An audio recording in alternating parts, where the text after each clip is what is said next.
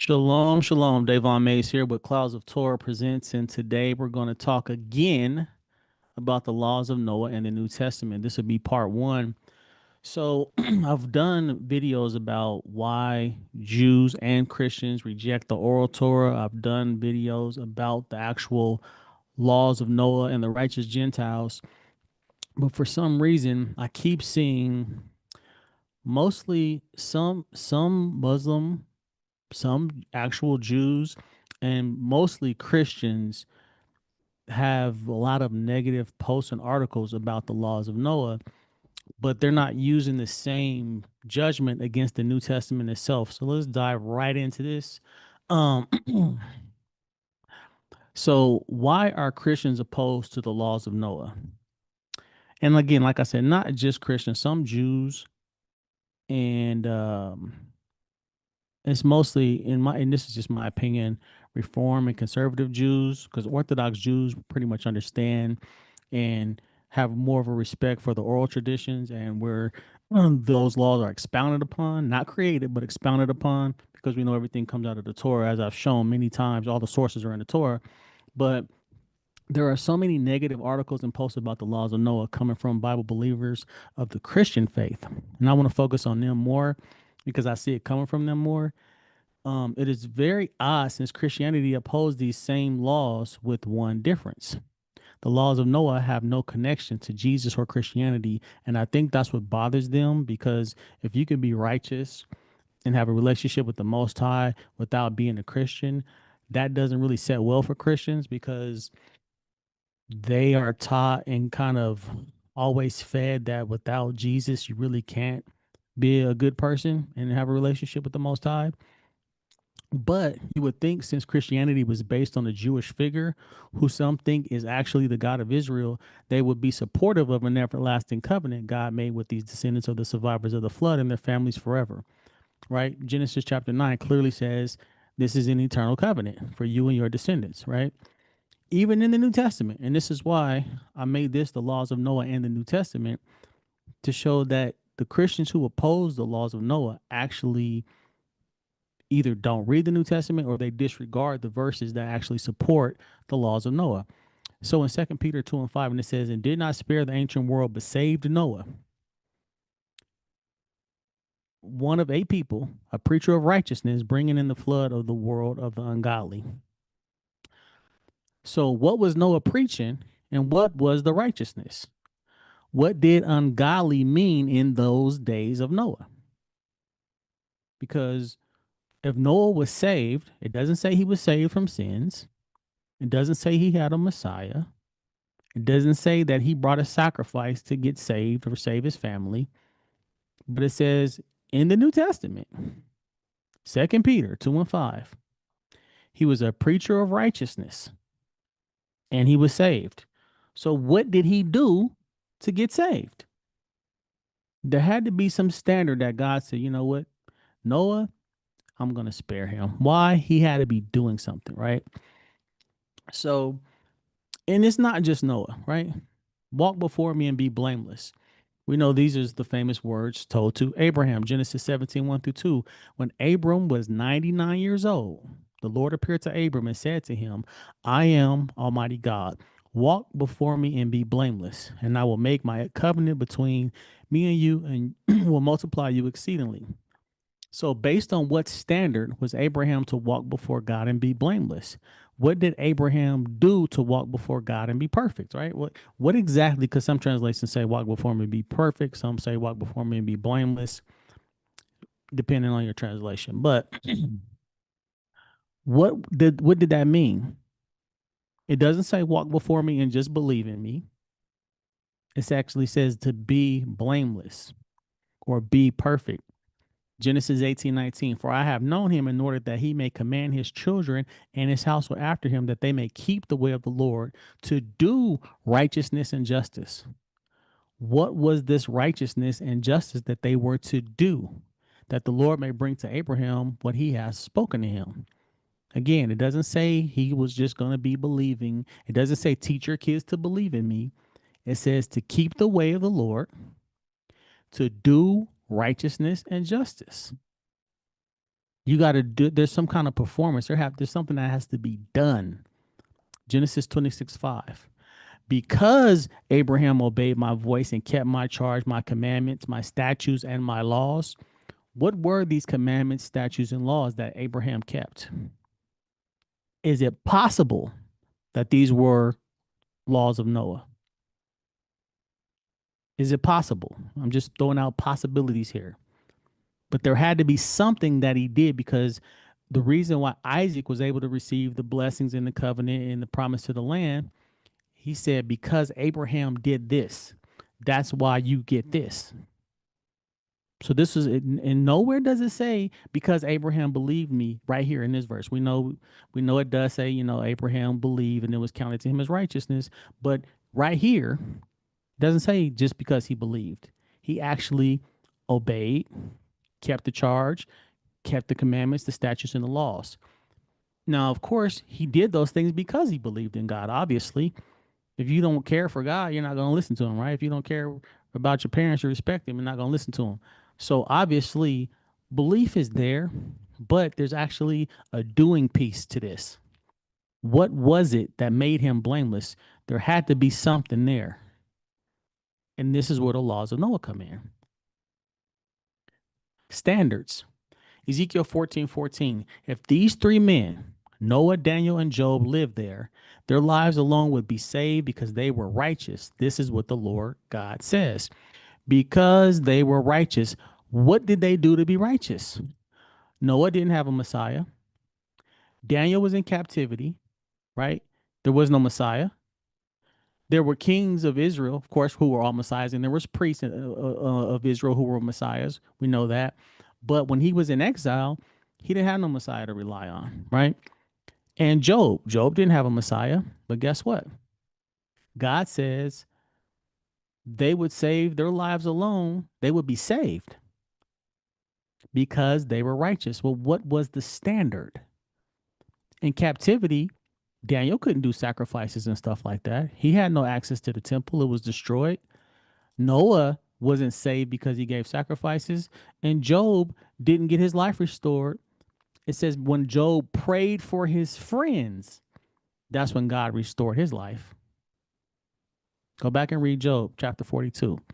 It's when Job prayed for his friends. But again, what made them righteous? What were they doing? Job is presented as perfect. Noah is presented as perfect. Daniel is presented as innocent. Based on what? Go read Daniel chapter 6. It says Daniel was innocent and there was nothing found in me that I did anything wrong. Remember, they was trying to catch up Daniel, and they said we got to get him to break the laws of his God. That's the only way we can do something to him. Noah was said to be righteous and perfect, and Job was said to be righteous and perfect. Based on what? The rabbis didn't make that up. That's not in the Talmud. So what does it mean Noah walked with God? What did Noah do to be considered righteous and perfect? Genesis 6:9. These are the generations of Noah. Noah was a righteous man and perfect in his generations. Noah walked with God. What was he doing? What made him righteous and perfect in his generations? It can't be anything that the rabbis made up 1,000 years later or 2,000 years later when they compiled the Talmud. You can't tell me that. Standards, Daniel 6:21-22. Then Daniel said to the king, O king, live forever. My God sent the angel, his angel, and shut the lion's mouth so that they have not hurt me because, well, no, because means something, right? I was found innocent before him. Well, there goes original sin. And also, O king, I have done nothing wrong before you. So Daniel didn't offend the Most High and he didn't offend the king. How is this possible? There's no temple, there's no Messiah, there's no priest, right? There's no atonement. All these things that Christians throw at you that you can't have a relationship with God and be righteous, something had to be being done. It says he was innocent, Zaku, Aramaic from a root corresponding to zakah, purity, innocency. Psalm 34:7. The angel of the Lord camps around those who fear God and he saves them. Is that what happened to Daniel? An angel was sent and he was saved from the lions. He feared God. He was innocent before him. So when he feared God, what did he do? He didn't bow down to the other, he didn't ask the other any other gods for assistance. Because remember, the decree was you can't make petition to any god except for the gods of the land of where Daniel was in Babylon. Remember? So again, there are standards. Daniel had a standard that he kept to. Noah had a standard that he kept to, and Job had a standard that he kept to. No sacrifices, no Messiah, just belief in God. And since Daniel really couldn't keep all the laws of the Torah, right? The 613 laws, he could keep the laws of Noah, right? Which is the basic things. He ate kosher, which again, in the laws of Noah, they're allowed to eat everything, but they got to, it says don't eat the living animal with the blood, right? Genesis chapter 9. So Daniel didn't eat the dainties of the king. So he kept kosher. He didn't commit idolatry. Right? There's a lot of things Daniel avoided while he was in captivity. He couldn't give any sacrifices. So how is he innocent before the king? And again, I didn't put these three people together. Ezekiel did. But there's something interesting between those three. Two are non-Jews, and one is a Jew in exile. None of them have access, or not I shouldn't say Daniel didn't have access to a priest or a temple, but Noah and Job didn't require access to a priest or a temple to have a relationship with the Most High. And Daniel prayed towards the temple. Noah was righteous. Job was righteous. It says about Job that there was none like Job in the earth.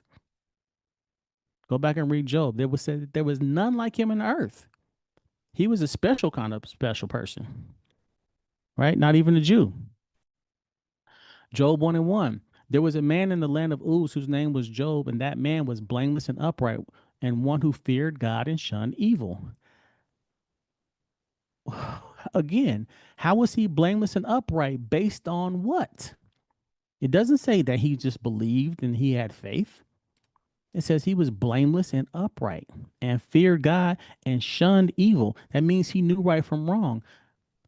Job 29:14. I put on righteousness and it clothed me. My justice was like a robe and a turban. What was his justice? When he says, what was that? My justice. What does that mean? I put on righteousness. What does that mean? Doesn't say I put on belief. If he put on righteousness, there had to be some type of standard in order to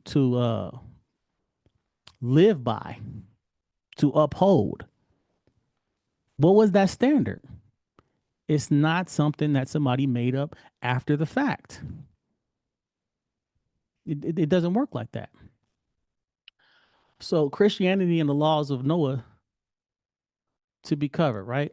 Be fruitful and multiply. Marriage, modesty, no blasphemy, no blood, no murder, no deceit, no theft, no sexual immorality, courts of justice, no witchcraft, no human sacrifice. These are not spelled out in the Torah that say you must not do this, you must not do that. Now it does in Genesis 9, it does talking about tell you, you're not allowed to murder. It tells you about the blood. Excuse me. It does talk about blasphemy for the foreigners that were among Israel or who were Gentiles. It does talk about theft. It does talk about sexual morality and course of justice. But these other things, you kind of got to read the context of the text to understand what's going on. But again, there's verses for all this. None of this is made up by any rabbinical scholars or nothing after the fact. This is all in the Torah. So we're going to cover all that. And we're going to show it in the New Testament. So this is not just something that's unique to the Tanakh. This is in the New Testament. So what is lawlessness? Because it has to be a law for there to be lawlessness, right? There's something anti something, right? 1 John 3 and 4. That's what we know about this lawlessness, right? There's there's so many verses in the New Testament about this, but it's just not covered by these people who are posting these articles. Mark 7:21 through 22. And I put First John 3 and 4 up there. Go look that up. Mark 7:21 through 22. For from within, out of the heart of men proceed evil. For from within, out of the heart of man proceed evil thoughts, adulteries, fornications, murders, thefts, covetousness, wickedness, deceit, lewdness, an evil eye, blasphemy, pride, foolishness. Revelation 21 and 8. But the cowardly, the unbelieving, the vile, the murderers, the sexual immoral, those who practice magic arts, like the idolaters and all liars, they will be consigned to the fiery lake of burning sulfur. This is the second death. Matthew 23 and 28. Even so, you also outwardly appear righteous to men, but inside you are full of hypocrisy and lawlessness. 458. Anomias, lawlessness. From animos, illegally, i.e., violation of law or genitive case, wickedness, iniquity, transgression of the law, upright, unrighteousness, right? Now, it can be argued that Jesus was addressing Jews in Mark. But what about in Revelation 21?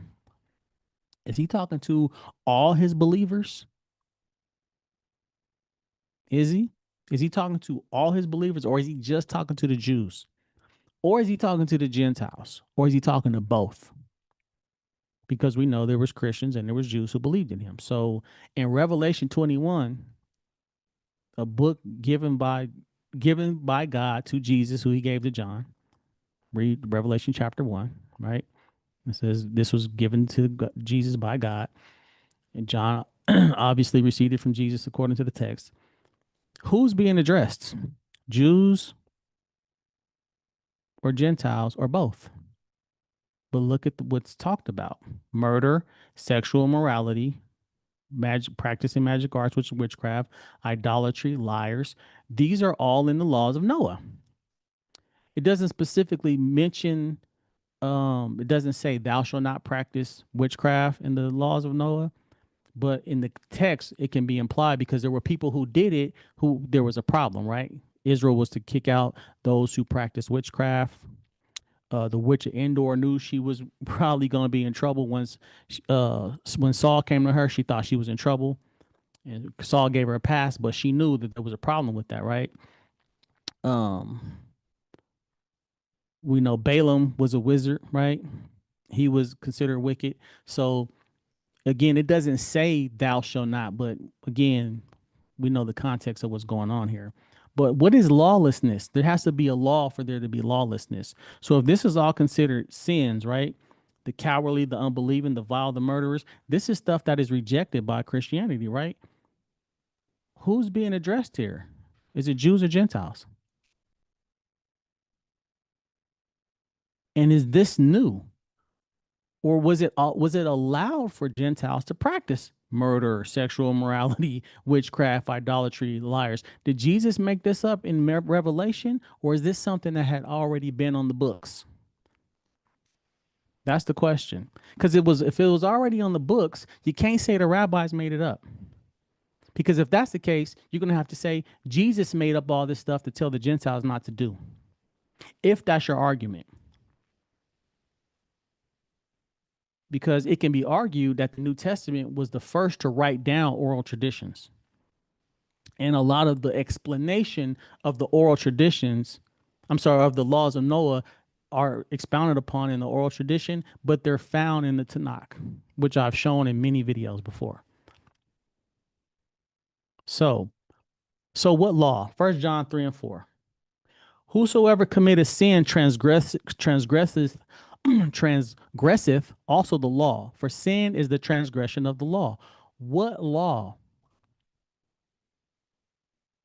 Who is being addressed in 1 John 3 and 4? Is it the Jews, the Gentiles, or both? Matthew 23, 1 through 3. Then Jesus spoke to the multitude and to his disciples. Now, in the multitude, you can argue it was only Jews. You can argue it was a mixed crowd. but it says the multitudes and to his disciples. So either way you look at it, it's a whole bunch of people that are not necessarily his followers, but just people listening. It could even be saying there's some Roman soldiers in that crowd, right? But what does he tell them? The scribes and the Pharisees sit in the seat of Moses, sit in Moses' seat. Therefore, whatever they tell you to observe, that observe and do, but do not do according to the works, for they say and do not do. So, what would the scribes and Pharisees tell those Gentiles who were in the multitude of the crowd if they were there? To keep the laws of Noah. And they would tell the Jews to keep the laws of Moses, because both laws are in the law of Moses. There's nothing to argue about there. Even if you just wanted to sit on specifically Genesis chapter 9, if you want to just sit there, that clearly tells you can't murder and eat specific foods, right? That there's a dietary law there and it says you cannot murder. But it does say be fruitful and multiply. Clearly. So in Philippians 3, 5, and 6, circumcised the eighth day of the stock of Israel, of the tribe of Benjamin, a Hebrew of the Hebrews, concerning the law, a Pharisee, concerning zeal, persecuting the church, concerning the righteousness which is in the law, blameless. So if Paul is telling you there's righteousness in the law, and that's how he was blameless, is it possible that the righteousness that's in the law of Noah can also make you blameless, like it says about Noah and Job? How were they righteous and blameless? Is it possible there was righteousness in the law of Noah as well as the law of Moses, because they were both given by the Most High? Is it possible? Romans 7 and 12. Therefore, the law is holy, and the commandment holy, just, and good. What law is he talking about? What law is he talking about? Has to be the law of Moses. They didn't have no other law. There was no New Testament written down and spread out for everybody to be reading and studying when Romans was written. It wasn't compiled for 300 years plus after the fact. So if he's talking to the Jews, they would know to keep the law of Moses, and the Gentiles would know to keep the laws of Noah. That has been shown over and over again in these videos that I've made. And online. Everybody posts them and they just go ignore it. Oh, the rabbis made it up. I just quoted Genesis. I just quoted Jonah, right? Oh, nope, the rabbis made that up. Okay, so the rabbis wrote Genesis and Jonah now. It's just straight up denial at this point. Basic laws, right? Genesis 6, 1 through 2. When human beings began to increase in number on the earth and daughters were born to them, the sons of God saw that the daughters of humans were beautiful, so they married any of them they chose. Sounds like kidnapping, adultery, and or ravaging, aka you know what, right? Sex crimes, right? So obviously this was not a good thing, because that's what brought punishment, and that's what one of the reasons that the flood came. Meaning you can't just be taking people's wives just because you choose to do so. That's a violation. If it's a violation, that means it's against the law. That's a sex crime. That's sexual immorality. That's adultery.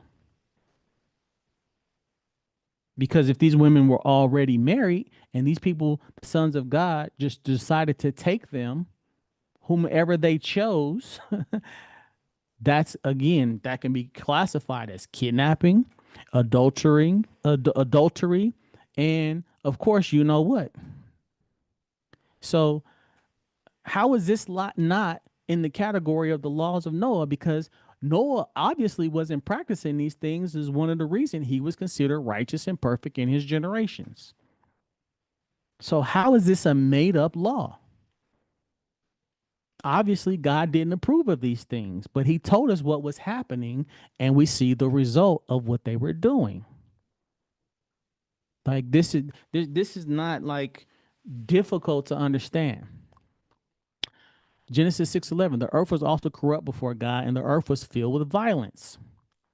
What's wrong with violence, you say? Is that against the law? We have something today called domestic violence, right? You can't just be beating up people in public or not even in public. You can't just be fighting and stuff all over the place, right? Guess what that is? That's Hamas. Hamas means violence. Of all the terms that they chose to call themselves or names to name themselves, they chose the word that means violence. And what does Hamas do? Not what do they believe in, what do they do? Now, again, going back to Job 16:17, yet my hands have been free of violence and my prayer is pure. So if his hands were free of violence, that means he's not committing it.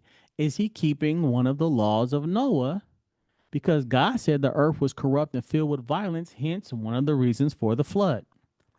Psalm 77:9. Bring to an end the violence of the wicked and make the righteous secure. You, the righteous God who probes minds and hearts. So if he's saying bring an end to violence, the earth was filled with violence. Job says his hands was free of violence. Is it possible that that was part of the laws of Noah? Again, it doesn't say thou shalt not commit violence, but if Job is saying in the book of Job, if it's telling you that my hands is free of this, I'm not committing this, it's probably part of the culture that that's not something you should be doing. Proverbs 21:7, the violence of the wicked will drag them away, for they refuse to do what is right. Again, like I said, today we have a saying, he caught a domestic. People know that means domestic violence. So if in Proverbs 21:7 it says the violence of the wicked will drag them away, is it possible the violence of the wicked is another reason for the flood? Which was something God didn't like, which would make it one of the laws of Noah that was a restriction, and Noah didn't participate. It was one of the reasons he was saved. Is it possible? Let's just think this through. Because if you say it's not possible, then obviously you're disagreeing that God didn't like it. He didn't approve of the violence. Excuse me. If he didn't approve of it, is it possible that one of the reasons of the flood was this violence? Is that one of the reasons for the flood? Is it possible?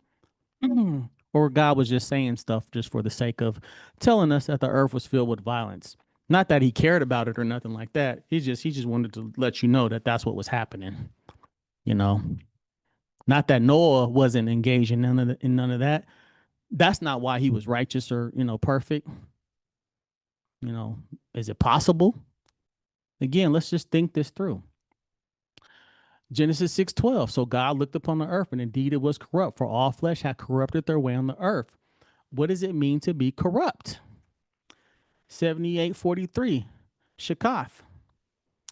Usage. The Hebrew verb shakath primarily conveys the idea of destruction or corruption. It is used in various contexts to describe physical destruction, moral corruption, or the spoiling of something good. The term can refer to both literal and figurative ruin, encompassing the decay of moral values, the devastation of cities, or the spoiling of creation. Is it possible that when you've been corrupted and you corrupt others, that's a sin and it will be included in the laws of Noah? Again, another reason for the flood, and that's how Noah was righteous, because he didn't participate in the corruption. How can the rabbis make that up?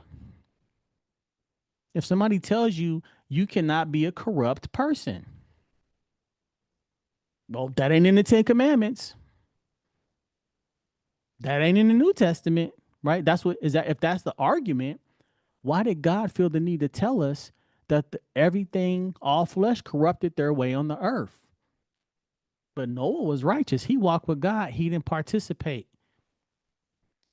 Is it possible that that will fall under one of the 7 categories of the laws of Noah? Because they're really not 7 laws of Noah. There's really 7 categories, right?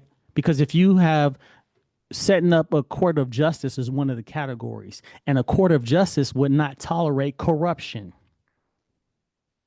or the destruction, moral corruption, right? Physical destruction. Like if you damage property, that's physical destruction. Moral corruption, teaching people corrupt ideas and things of that nature, right? Decay of moral values, right? Telling people it's okay to steal, it's okay for prostitution, it's okay to do drugs. That's moral decay. So when it says the earth corrupted their way, that can encompass so many different things. And guess what? Noah didn't participate. Is it possible that that's in the category of the laws of Noah under setting up a just system for court, setting up courts so you can have justice and not corruption? Is it possible? So again, in Peter, when it says Noah was saved from the flood because he was a preacher of righteousness, did Noah preach about all this stuff? Is it possible that he was saying, hey, y'all corrupt, stop it. Y'all taking people's wives, stop it. Y'all committing adultery and kidnapping, stop it. Y'all stealing, y'all are violent, stop it. Is it possible that they're in all the categories of the laws of Noah that fall under theft and murder and corruption and sexual immorality? Is it possible? Or was that made up? How did the rabbis make that up? Basic laws. Genesis 34:31. But they replied, should he have treated our sister like a prostitute? If this wasn't under the laws of Noah at the time, why would the brothers even care that their sister got treated like a prostitute? That's no big deal. That's not any of the moral foundations, or you know what I'm saying. There's nothing wrong with that. If there is no uh, laws against this in the Torah. Leviticus 19:29. Do not degrade your daughter by making her a prostitute, or the land will turn to prostitution and be filled with wickedness. So before the Torah was given in Genesis 34:31, the brothers of Dinah didn't like that their sister was being treated like a prostitute. Yet in Leviticus it says, do not degrade your daughter by making her a prostitute. Is it possible that the laws of Noah predated which predated the Torah have the same moral values? Or did the rabbis make that up? You tell me. Maybe I'm wrong. Maybe I don't understand. But it's clearly in Genesis. And prostitution will fall under the category of sexual immorality, right? Or wrong? Is it possible that that's one of the laws of Noah? Does it fall under any of the categories of, maybe sexual immorality? Is it possible? Basic laws and or modest traditions. Let's talk about traditions. Some oral Torah, right? 1 Timothy 9 through 10. In like manner also the women adorn themselves in modest apparel with propriety and moderation, not with braided hair or gold or pearls or costly clothing, but which is proper for women professing godliness with good works. Where is that in the Ten Commandments? Where is that in the Bible that says thou shalt not wear braided hair? Thou shalt not wear gold or pearls or costly clothing. Excuse me, thou shalt be modest.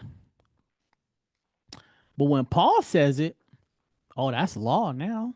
Even though most Christians don't subscribe to this specific verse, because if you go to church, you're gonna see a bunch of braided hair and gold and pearls and costly clothing, right? Yeah, this is not one of those verses that is held high in the church. Maybe back in the day, but today, no. Genesis 24:65. For she said to the servant, who is this man walking in the field to meet us? The servant said, it is my master. So she took a veil and covered herself. That's modesty. Now, does it say, thou shalt cover thyself to the women? No. But you can learn from a woman who covered herself when she seen a man. She didn't throw a leg out there. She actually did the opposite and took the modest approach. This is what Paul is telling the women that they got to do. So when Paul tells you to do it, that's the gospel. But when you see an example of it, the rabbis made it up. What is that? Is that hypocrisy? Is that just I don't care what the Torah said? It doesn't say thou shalt not, thus saith the Lord. But when Paul puts it out there, Paul said it. That's gospel law. That's gospel truth. Is Paul making this up, or is there a verse to back this up? Because when we talk about modesty, we have a verse that shows how people behaved. So where's Paul getting his information about this braided hair and not wearing costly pearls or clothing? When Israel was clearly full of gold and silver and jewels and earrings and nose rings and right all kind of diamonds and stuff. They had the priests had the breastplate with the jewels in it. Israel was not forbidden to dress with jewelry at all. They clearly was dressing like that. So again, basic laws and modest traditions. Why, when Paul says to be modest, no problem. But the Torah gives an example of somebody covering themselves. The rabbis made that up. Because this would be putting a fence around the Torah. When a woman covers herself, she's not going to be looked upon as a prostitute or somebody out there showing a bunch of body parts, inviting men to look upon her body. What? Like what do you even say to that? Again, basic laws, Romans 1:26-32. Because of this, God gave them over to shameful lust. Even their women exchanged natural sexual relations for unnatural ones. What does that mean? Is that talking about sexual immorality? In the same way, the men also abandoned natural relations with women and were inflamed with lust for one another. Genesis 19, probably. Again, it doesn't say men shall not lie with men in Genesis. But what is it talking about when it says that this is what happened and what was the results of it? And that wasn't the only reason that Sodom and Gomorrah happened, but that was one of them because we're told about it. Men committed shameful acts with other men and received in themselves the due penalty for their error. The due penalty for the error, meaning there was something wrong with that. So when the Torah tells you was something wrong with it in Genesis, how is that not part of the laws of Noah? There was a punishment for that. Furthermore, verse 28, furthermore, just as they did not think it worthwhile to retain the knowledge of God, so God gave them over to the depraved mind so that they do what ought not to be done. They have become filled with every kind of wickedness, evil, greed, and depravity. They are full of envy, murder, strife, deceit, and malice. They are gossipers, slanderers, God haters, insolent, arrogant, and boastful. They invent ways of doing evil. They disobey their parents. They have no understanding, no fidelity, no love, no mercy. Although they know God's righteous decree that those who do such things deserve death, they not only continue to do these very things, but also approve of those who practice them. Does that sound like all flesh corrupted their way upon the earth? And Paul says that they deserve death. Who is he talking to in Romans? Is he talking to Jews or Gentiles? If he's talking to both, where is he getting his information from? Is he pulling from the Torah, or is he pulling from the laws of Noah, or is he pulling from both? Because all these things are found in the Tanakh before the written Torah was given on Mount Sinai. Disobeying parents, honor your mother and your father, right? That's in the law of Moses, right? But are you telling me that it's okay for Gentiles to do this? Are you telling me murder, deceit, right? Now, you can argue about things like envy. It doesn't say thou shalt not envy. But again, basic laws, basic understandings of these things. That's why I really didn't highlight like malice. gossip.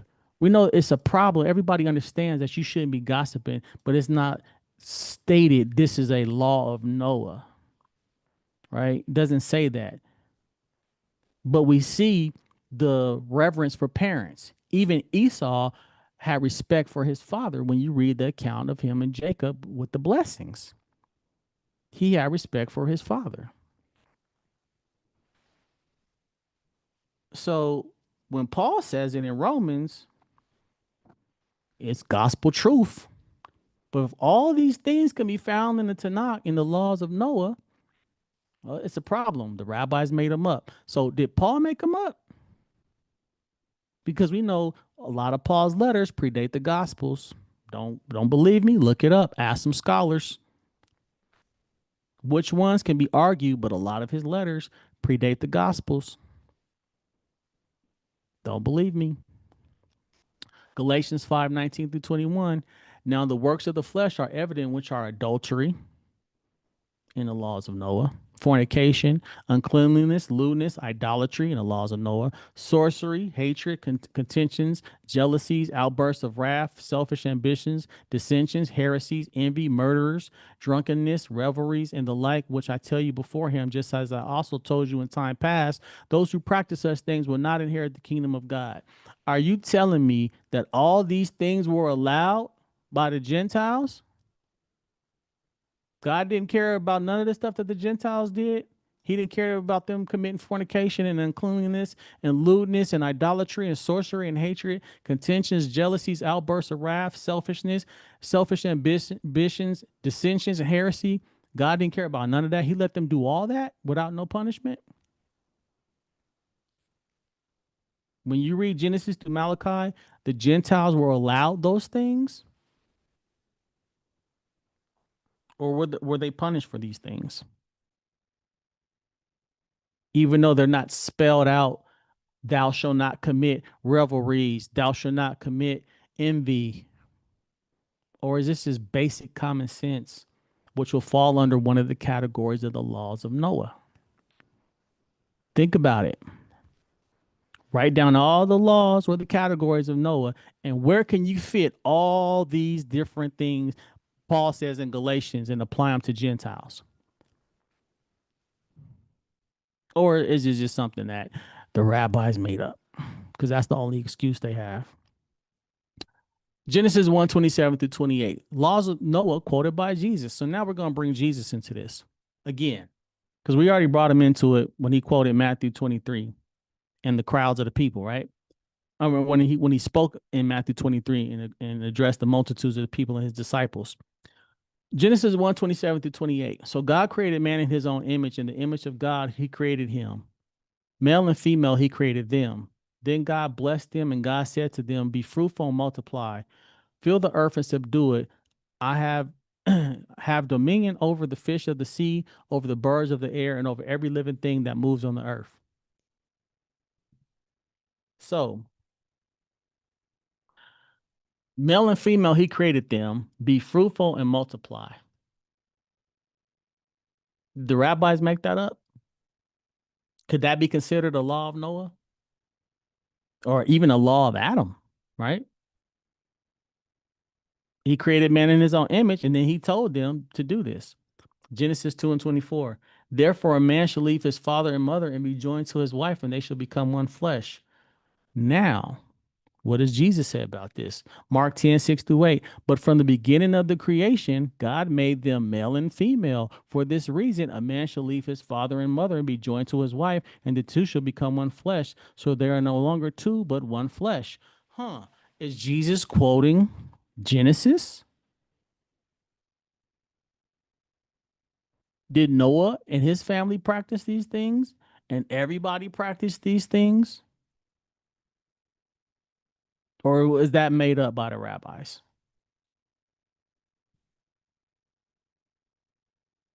So if Genesis is legit, that means everything in Genesis is legit.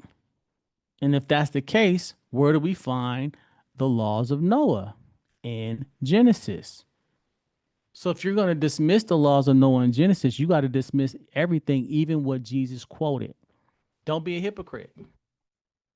You can't be a hypocrite.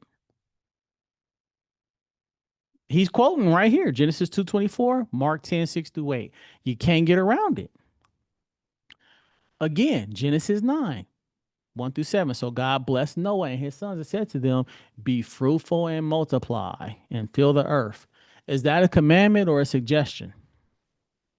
And the fear of you and the dread of you shall be on every beast of the earth and every bird of the air, and on, on all that move on the earth, and on all the flesh of the fish of the sea.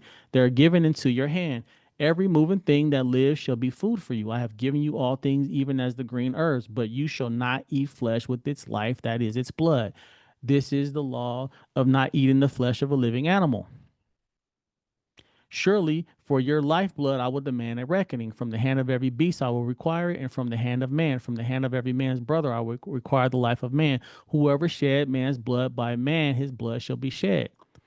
Basically, you can't murder people. For in the image of God he made man. And as for you, be fruitful and multiply, bring forth abundantly in the earth and multiply in it. So again, God's stressing, have children, don't kill nobody. This is what you can eat, but this is what you can't eat. 1 Timothy 5:14. Therefore, I desire that the younger widows marry, bear children, manage the house, give no opportunity to the adversary to speak reproachfully. Why is Paul stressing that these young widows marry and have kids? Is that the same as be fruitful and multiply? Is it? Is it close? Does it resemble anything in Genesis? I desire that the young widows marry and bear children. It doesn't say, thus saith the Lord. Therefore, I desire this. So when Paul tells you to be fruitful and multiply in his own words, that's cool. Paul said it must be kosher. But in Genesis, when it says be fruitful and multiply, did the rabbis make that up? Or is it possible that that's in the categories of the laws of Noah? Is it even possible? Because in order to be married and have children, you have to basically be adhering to Genesis, or the same thing Jesus quoted, Genesis 2:24. When he quoted it, that's just something he quoted. No big deal there. Not like you're supposed to do what he told you to do. It's just, for Christians, it's just Jesus saying that. He just said that for the sake of saying it. But when Genesis tell you, it's that's in the Old Testament. But when Jesus quotes the Old Testament, then what? What's he quoting it for if it don't mean nothing? Think about it. Really think about it. Concerning the Gentiles, Acts 21 and 24-25. Take them and be purified with them and pay their expenses, so that they may shave their heads, and they all may know that those things which they were informed concerning you are nothing, but that you yourself also walk orderly and keep the law. But concerning the Gentiles who believe, we have written and decided that they should observe no such thing, except that they should keep themselves from things offered to idols, from blood, from things strangled, and from sexual immorality. Now, what's going on here? Paul is getting checked by James in front of everybody. Go back and read Acts 21 for yourself. Talked about this many times. Excuse me. Paul's getting checked by James, and he says, basically, he's telling them, go perform the laws of the Nazarenes, right? The Nazarites. So be purified, pay their expenses. That means they got to go give sacrifices, and they got to, get purified because of the vow that they took. Shave their heads. That's a part of the vow of the Nazarite, right? And that everybody then know that you keep the law. But clearly says, but concerning the Gentiles, we have written and decided they should observe no such thing except. So here's the distinction. For if you are a Jew, that's what you got to do. But if you're not Jewish, this is what you got to do. You got to keep yourself from things offered to idols. Didn't Jacob say, let's put away the idols in Genesis? Put away the idols from yourselves. Go back and read if Jacob said that. From blood. Didn't we just read that in Genesis? You can't eat the limbs of living animals, and it said, and abstain from the blood. From things strangled. We're going to talk about that. But from sexual immorality, what exactly does that mean? What is sexual immorality in the time of Jesus and the Gentiles? I'm sorry, Jesus and his disciples, right? What did this encompass? Was this just adultery? Was this just a sex crime of the violence against women? Was this, just fornication? What exactly did sexual immorality encompass? So they said, we, hold on, where does it say? We have written and decided. Who's we? It don't say God said. It don't say thus saith the Lord here. It don't say Jesus said. It says we have written and decided. Based on what?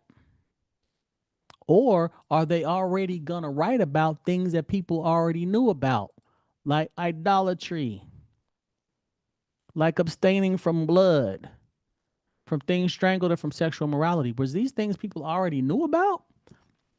Let's look. Keep themselves from things offered to idols, from blood, from things strangled, and from sexual morality. So let's go 2 Kings 17:15. And they rejected his statutes and his covenant that he had made with their fathers, and his testimonies which he had testified against them. They followed idols, became idolaters, and went after the nations who were all around them, concerning whom the Lord charged them that they should not do like them. So that means God already didn't like that the Gentiles followed idols. And when Israel copied them, it was displeasing to the Most High, which meaning idolatry was already a problem. It was already forbidden, which is why Jacob says, put away your idols. Remember, Rachel stole Laban's idol and put it in the tent with her.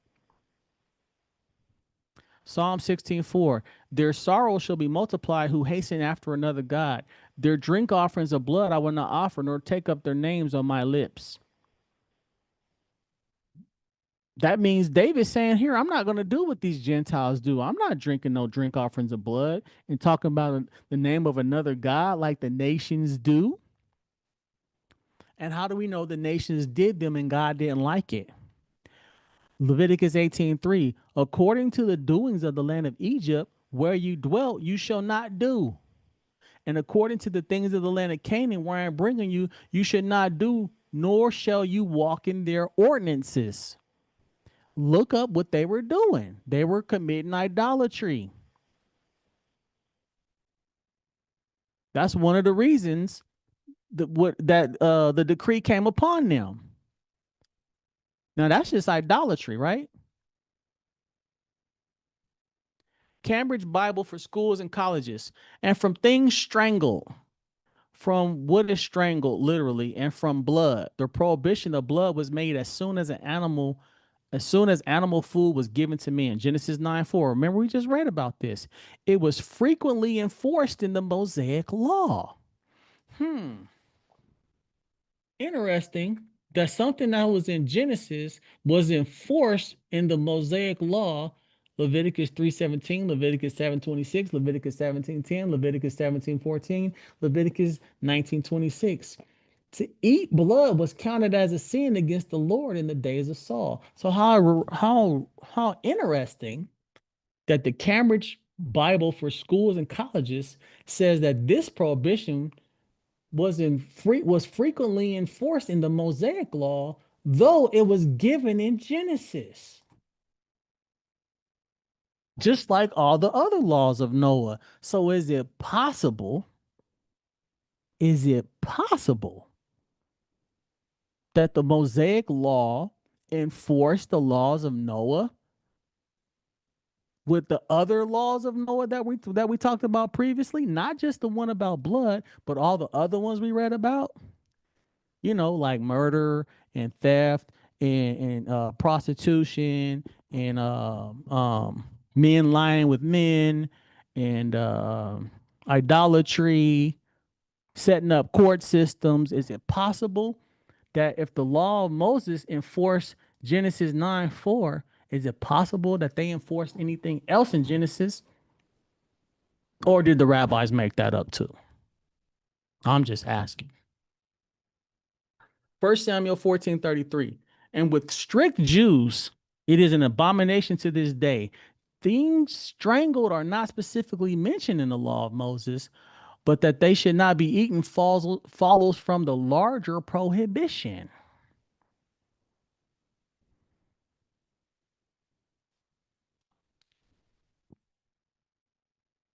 How is this possible?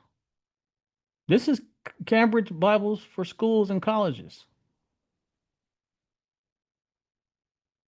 With strict Jews, it is an abomination to this day. Look at what it says. Things strangled are not specifically mentioned in the law of Moses. So when they say it in Acts, where did they get that from? They got to stay away from things strangled because it says we have written and decided. So did they make that up? Because if you're going to say, oh, the rabbis made that up, that means nobody can make up nothing, right? Then where did they get this from? If the Cambridge Bible for schools and colleges says things strangles is not specifically mentioned in the law of Moses, so where did these Christians come up with that? Do not tell me a rabbi made up laws that are not in the Torah when we see it right here. We see that the prohibition against blood and from what is strangled is kind of the same, in the same category. Look at what it says. Literally, right here, it says from what is strangled and from blood. The prohibition of blood was made as soon as the animal was, as animal food was given to the men. It's not specifically mentioned in the law of Moses. Yet in Acts, it's made into a law that says we have written and decided that they should observe those things except these things, right? So if the people or the church in Acts 21 can make up laws and make it something that's a prohibition for the Christians, is it possible that the rabbis can make up laws? If that's your argument, if your argument is the rabbis made it up, then can you be honest and say, well, yeah, the Christians made up this one too? Or are we going to fall back on, what was the climate like? What was the oral tradition concerning this? What did it really mean, things strangled? What was really being talked about here? Pulpit commentary. What is strangled? The things forbidden are all practices not looked upon as sins by Gentiles, but now enjoined upon them as portions of the law of Moses, which were to be binding upon them at least for a time, with a view to their living in communion and fellowship with their Jewish brethren. The necessity for some of the prohibitions would cease when the condition of the church as regards the Jew and Gentiles was altered. Others were of eternal obligation. So this says that this is interesting. The things forbidden, specifically talking about what is strangled, are practices not looked upon as sins by Gentiles. It wasn't a sin to eat something strangled, but now enjoined upon them as portions of the law of Moses, which were to be binding upon them for at least a time, with the view to their living in communion and fellowship with their Jewish brethren. Because we know it was allowed to sell these things to the Gentiles.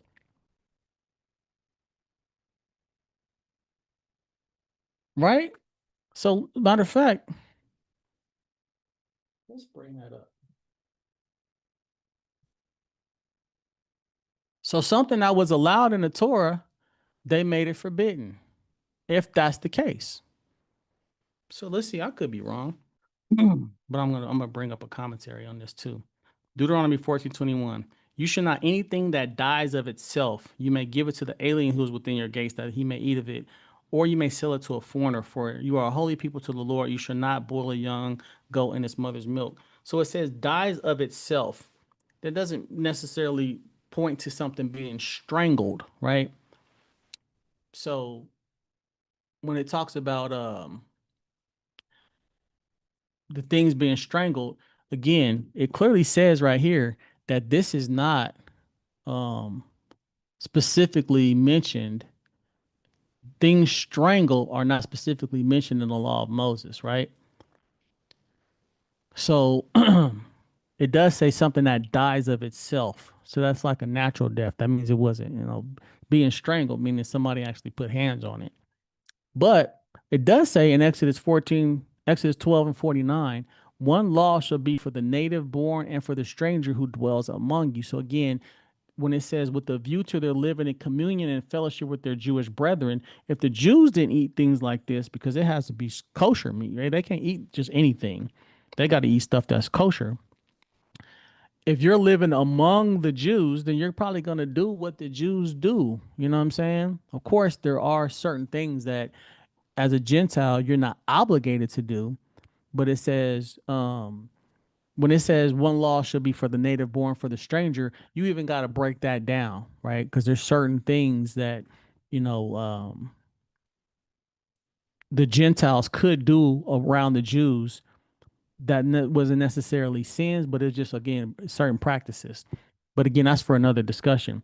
But specifically talking about when it says in Acts, keep themselves from things offered to idols, from blood, things strangled, and sexual immorality. None of these things were allowed to the Gentiles who lived among Israel, right?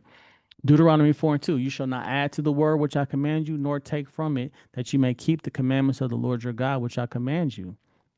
Luke 16:17, and it is easier for heaven and earth to pass away than from one tittle of the law to fail. So again, when Jesus says it's easier for heaven and earth to pass away from one tittle than for one tittle of the law to fail, Deuteronomy said don't change nothing. So Jesus will be co-signing that. Exodus says there should be one law for the native born and stranger who dwells among you.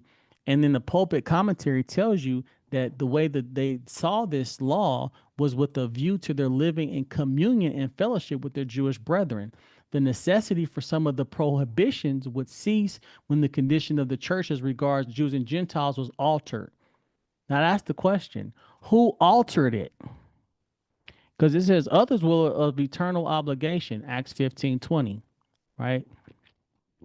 So when we read Acts 21, it talks about the same thing here, right? Keep themselves from blood, strangled, sexual morality, and idols. Acts 15:20 pretty much says the same thing. Now, read Acts 20 and 21 for the context of why this even came up, because they were arguing about should the new believers who are not Jewish follow the Jewish law, or should they just do the things that we tell them to do, which is basically stay away from idols, idolatry, blood, and sexual immorality. So did the Christians make that up, or did they base it off of things that are already practiced amongst the Jews, right? In the oral tradition or in the actual law of Moses? That's what you got to really think about. So again, in the pulpit commentary, it says, what is strangled, the things forbidden are all practices not looked upon as sins by Gentiles. So why did the church feel that they should stay away from it if it wasn't really a sin? But now enjoined upon them as portions of the law of Moses. So now it's telling you that it's not really specifically mentioned in the law of Moses, but it was a portion of the law of Moses, meaning this is something that the Jews practiced, which were binding upon them for at least a time. So at one point, the Gentiles were following what was in the law of Moses. And in the law of Moses is really considered the five books of Moses, Genesis through Deuteronomy, right? And in those laws of Moses, there's also the laws of Noah, which I've demonstrated over and over. Not with my opinions. I read all the verses. And for the things that are really not clear, I even went to the commentary, like this thing about what is strangled. There's no verse about not eating things strangled. But what did it tell you? This is how they viewed it, and they basically put it upon themselves. But it says, at least for a time, until when the condition of the church as regards Jews and Gentiles was altered. Who altered it? Because the first Christians were Torah observant Jews. Don't believe me? Go look it up. Because guess what? If Christians think Jesus was a Christian, was he a Torah observant Jew? If you say no, then that means he was a sinner. And that means he taught his disciples to be sinners. Or was he righteous and he taught his disciples to be righteous? You can't have it both ways. If the first Christians were not Torah observant Jews, they were sinners. Because before Jesus died and his blood on the cross and all the stuff about he put away the law when he got on the cross, he was with them for 3 years. So for 3 years, was he teaching them to sin or be righteous? And was he sinning or was he righteous?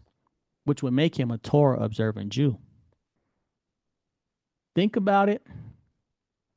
Really think about this. So I'm going to stop that right there. This is part one. I hope that made sense. You can't have it both ways. If the Christians can make up laws to give to the Christians, then why are you mad at the rabbis who don't just make up laws? They're based in the Torah, but they just expound upon them on a different level because they bring in the Hebrew alphabet, they bring in Kabbalah, they bring in oral traditions, they bring in, midrashes and stuff like that to explain it. Now, again, you can't make laws off the midrashes and stuff like that, but you can put fences around the Torah, which we see throughout scripture. We see it in the New Testament. We see it in life. People put fences around their own laws, right? People put fences around their fences. When you go to like a power plant, there's a fence around the fence to make sure people don't get to it. It's like a double warning. That's all it really is, right? So with that being said, appreciate y'all. Like and subscribe, share the videos, uh, put some common sense commentaries in it. Don't just say Jesus is Lord or something like that. Like actually engage the verses in the conversation, right? People are looking for answers. They don't no nobody wants to just to be preached at. Drop some verses, you know what I'm saying? If I'm wrong, debunk it with verses. Go to the verse that I went to and say, nope, you wrong because this verse say this, right? And let's talk about it. So with that being said, shalom.